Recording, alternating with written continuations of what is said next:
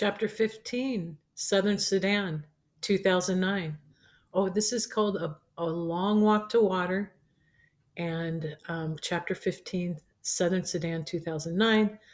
Even though the water sprang out of the borehole was brown and muddy, some of the little boys wanted a drink right away.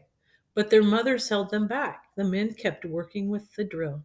Their leader talked to Naya's uncle and father and some of the other village men. Later, Depp explained things to her. Don't worry, he said. The water is muddy because it is still mixed with the old water that they were using from the pond.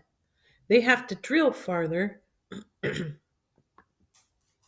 down to make sure of getting deep enough into the good clean water underground. And then they have to put it in the pipes and make a foundation with the gravel, and then install the pump and pour cement around it. And the cement has to dry. It could be several more days before they could drink the water, Depp said. Naya sighed and picked up the big plastic can. Yet another walk to the pond. Nairobi, Kenya, Rochester, New York, 1996. The Lost Boys. That was what they were being called in America.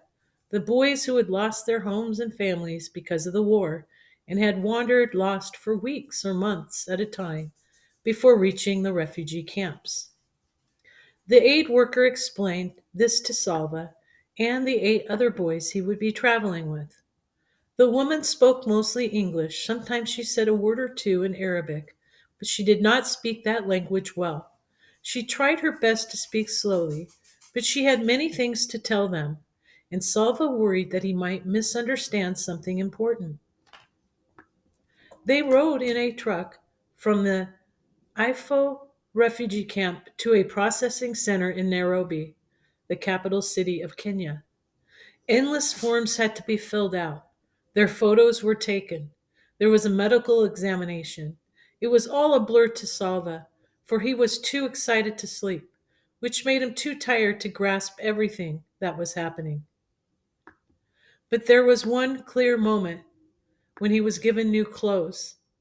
In the camp, he had worn an old pair of shorts and even older t-shirt. He had taken good care of them as he could. He had taken as good care of them as he could, but there were holes in the shirt, and the waistband of the shorts was stretched out and threadbare. The camp workers handed out clothing whenever donations came in, but there were never enough clothes for those who needed them. Now Salva's arms were piled high with new clothes: underwear, socks, sneakers, a pair of long pants, a t-shirt, and a long sleeve shirt to wear on top of it. And he was to wear all these clothes at the same time. It's winter in America, the aid worker said. Winter? Salva repeated. Yes, very cold. You will be given more clothes in New York. More clothes? Salva shook his head. How could I possibly wear any more clothes? Salva could hardly believe his eyes when he boarded the plane in Nairobi. Every person had a seat, and they all had luggage too. With all those people, hundreds of heavy padded chairs, and all those bags, how would the plane ever get off the ground? Somehow it did, not like a bird lifting off lightly with a quick flapping of the wings, but with shrieks and roars from the engines as the plane lumbered down the long runway, as if it had to try as hard as it could to get into the air. Once the plane was safely aloft, Salva stared at the scene outside the small window. The world was so big, yet everything in it was so small.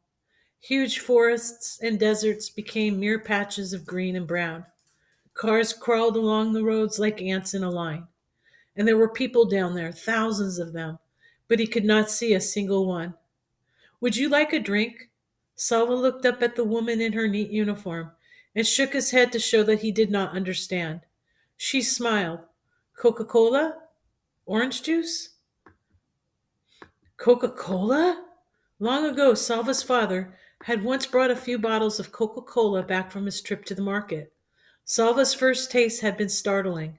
All those bubbles jumping around in his mouth. What a rare treat it had been. Coca-Cola, thank you, Salva said. And with each sip, he remembered his family passing the bottles from hand to hand, laughing at the tickly bubbles, sharing and laughing together. The journey to Salva's new home required not one, not two, but three planes. The first plane flew from Nairobi to Frankfurt, in a country called Germany. It landed with an alarming thump, then broke so hard that Salva was thrown forward in his seat. The strap across his stomach caught him hard.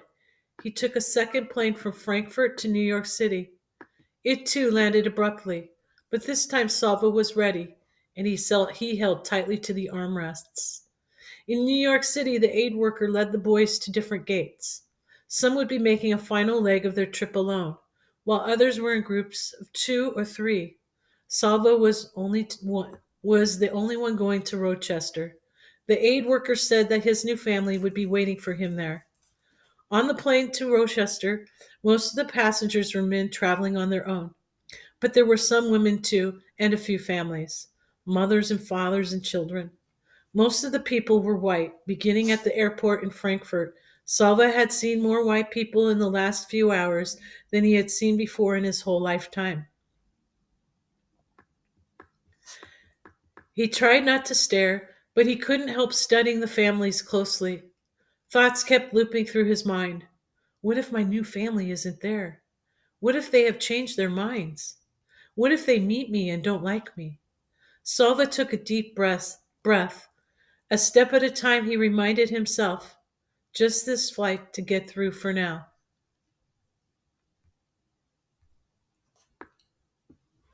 The plane landed at last, its wheels screeching while Salva gripped the armrests and braced himself for what was to come. There they were, smiling and waving at the airport lobby. His new family: Chris, the father, Louise, the mother, and four children. Salva would have siblings just as he had before. He felt his shoulders relax a little on seeing their eager smiles.